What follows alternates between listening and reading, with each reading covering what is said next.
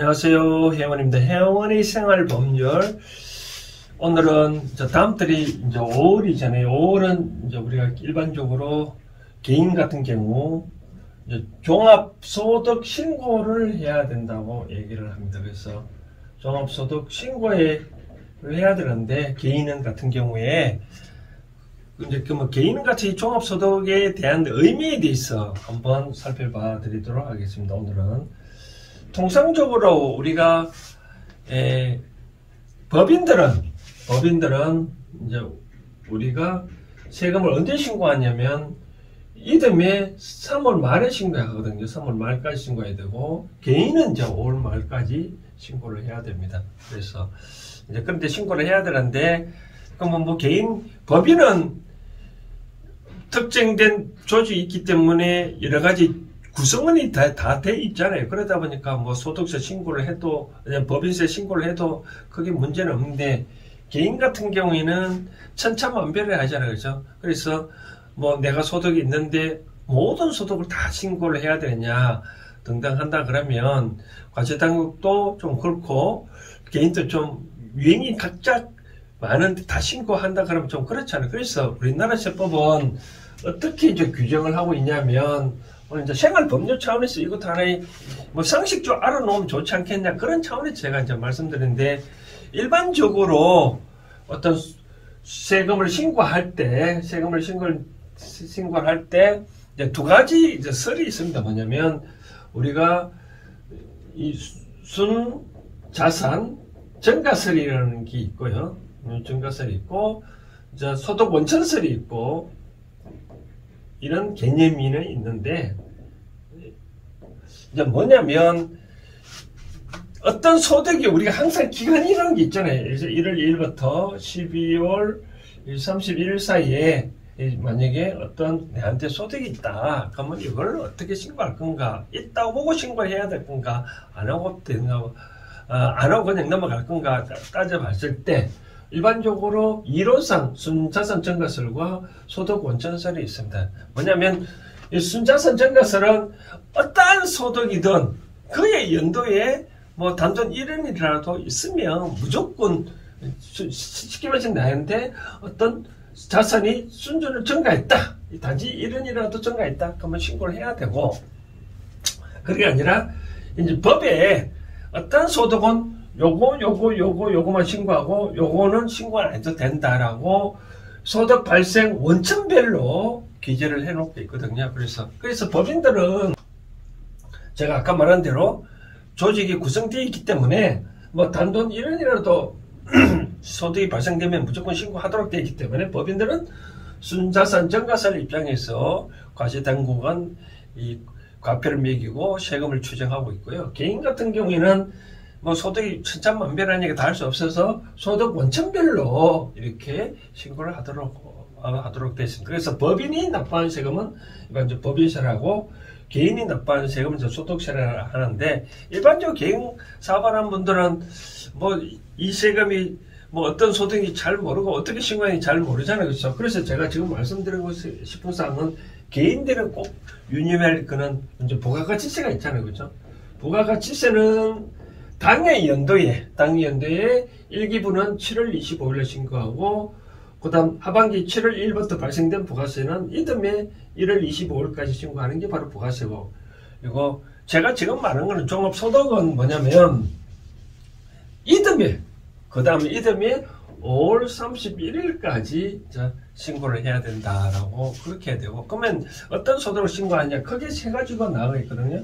첫 번째 먼저 우리가 잘 아는 종합소득, 뭐 우리가 종소세 신고를 해야 된다 할 때 그거 말하는 겁니다. 그렇게 종합소득이 있고, 두 번째는 이제 퇴직소득, 퇴직금 받을 때 퇴직소득, 그리고 우리가 뭐 부동산에 양도할 경우에 발생하는 부동산 양도소득, 이제 부동산 양도소득이라고 이렇게 있습니다. 그래서 요 세 가지 소득은 이듬해 뭐 5월 30일 날 신고를 반드시 해줘야 된다. 그런데 가끔 보면 뭐 내가 집을 한 채 팔았다, 그러면 뭐 한번 되는데 왜 또 5월 신고해야 되냐, 혹시 그런 말 하실는지는 모르겠지만, 일반적으로 부동산을 한 채 팔면 뭐 맞습니다. 우리가 부동산 판 경우에는 그 달 빼고 2개월 후까지 신고를 하면 부동산 양도소득 끝나는데, 근데 만약에 한 채를 만약에 안 팔고 두 채, 세 채 팔았다. 예를 들어 부동산을 뭐 한 건, 두 건, 세 건, 1년에 부동산 많이 가진 분들이 팔 수도 있잖아요. 그런 서너 건 팔았다. 그러면 그 분들은 반드시 이듬해 5월 31일 날 내가 다시 또 한 번 더 그때마다 한 건, 두 건, 세 건 모아가지고 다시 합산해서 신고를 해줘야 된다라는 걸 연임하시고요. 뭐 퇴직소득은 뭐 퇴직금 받을 때 한번 신고를 뭐 회사 조직에서 하니까 신경 안 써도 되는데, 이제 부동산 양도소득은 반드시 합쳐서 한 건이면 끝나고 두 건, 세 건 이상이면 반드시 이듬해 5월 말에 신고를 해야 된다. 그래서 올해 같은 경우에는 뭐 코로나 때문에 한 달 연기를 해준다 하는데 그걸 지켜보면 되고, 어쨌든 간에 작년에 한 건 팔으시면 무시, 두 건 이상 팔으면 그것도 합쳐서 신고를 해줘야 된다라고 말씀드리고 싶고, 그 다음 종합소득이 뭐냐? 이 종합소득은 일반적으로 우리가 이제 우리 소득을 아까 말한 대로 소득 원천별로 가세를 한다 했잖아요. 그죠? 소득 원천별, 소득을 어때 발생된 원천을 기준으로 이제 소득세법 기준을 하고 있는데, 일반적으로 우리나라는 다 알다시피 맨 처음에 이자소득, 우리가 은행에 이자를 받고 발생코드 이자소득 있고, 그 다음 배당소득 있잖아요. 그죠?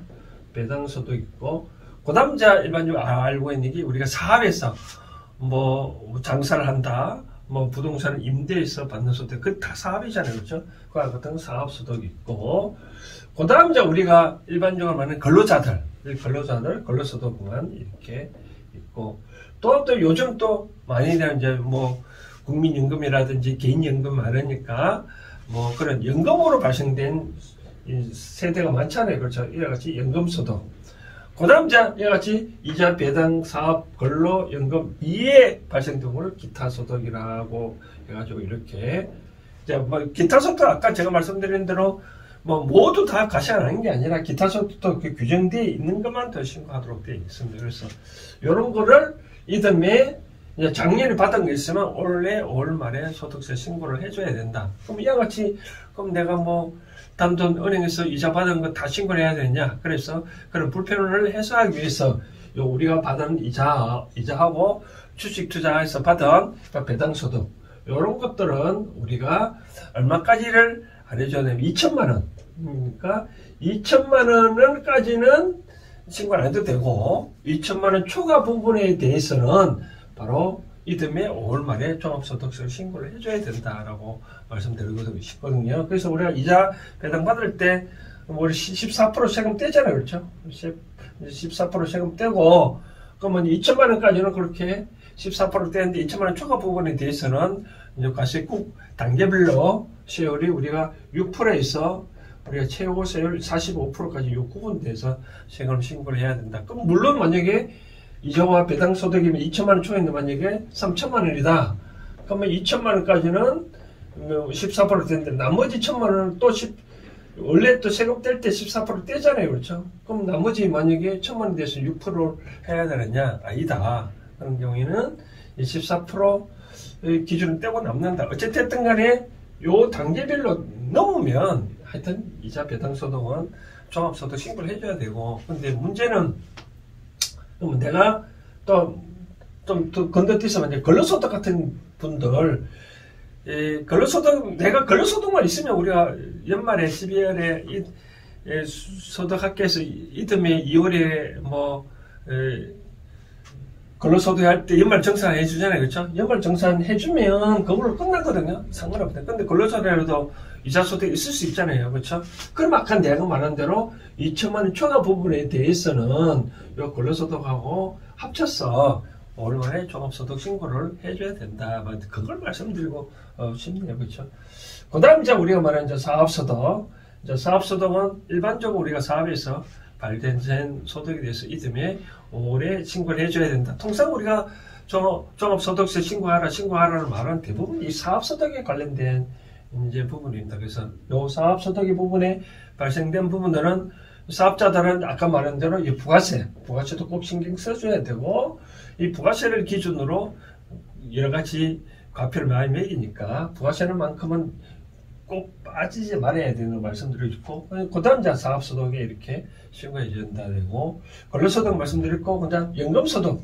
연금소득 우리가 기본적으로 우리가 연금에 우리가 350만 연금 받는 금액이 350만원 초과되면 이 아가는 반드시 이 공제를 이 종합소득 신고를 해야 된다. 물론 350만원까지는 뭐 신고 안 해도 되는데 350만원 넘는 부분에 대해서는 어차피 신고를 해야 된다. 물론 뭐 공제는 있습니다. 뭐 350만 넘는 부분에 하더라도 뭐 5% 10% 나중에 공제하는 부분이 있고, 총 연금 받는 금액이 900만원 공제 금액이 900만원 넘는 부분에 대해서는 뭐 없는 걸로 해서 어차피 뭐 신고를 해야 되는 이런 부분이 있고, 그다음 자 뭐 최근에 이 기타 소득은 이자 배당 사업 근로연금이 여기에 해당되지 않는 소득을 기타 소득이라 하는데, 모든 기타 소득을 다 뭐 과세하는 게 아니라 세법이 딱 열거되어 있습니다. 특히 뭐 최근에 문제되고 있는 이제 가상화폐 양도로 인해 가지고 발생된 소득은 뭐 최근에 신문에 보면 기타 소득을 과세 추진한다. 이미 뭐 작년에 세법이 개정되어서 과세한다고 결론 났잖아요. 그래서 세법이 그걸 바로 기타 소득을 본다. 기타 소득은 일반적으로 세금을 주민세만 빼면 20%는 이제 세금 떼잖아요. 그렇죠? 우리가 기타 소득으로 일반적으로 많이 이 과세 당하고 있는 게 이제 복권 받으면 복권으로 당첨된 소득, 그런 건 다 기타 소득이고, 일시적으로 또 받는 어떤 누구한테 사례를 하고 받는 그런 사례 일시지금 되는 다 이 기타 소득으로 과세를 하고 있습니다. 그래서 이렇게 소득에서 합산해가지고 소득 단계별로 우리가 세금이 1,200만 원까지는 6%, 또 뭐 그다음 이제 24% 이런 식으로 이제 세금을 계속 단계별로 이제 구간별로 과세를 하거든요. 그러면 30%는 뭐 36%, 뭐 38%, 42%, 45% 여기까지 이런 단계별로 최고로 10억 초과 된 부분은 45% 과세를 하고, 자 5억 초과해서 10억까지는 42%, 5억 미만은 이제 38%.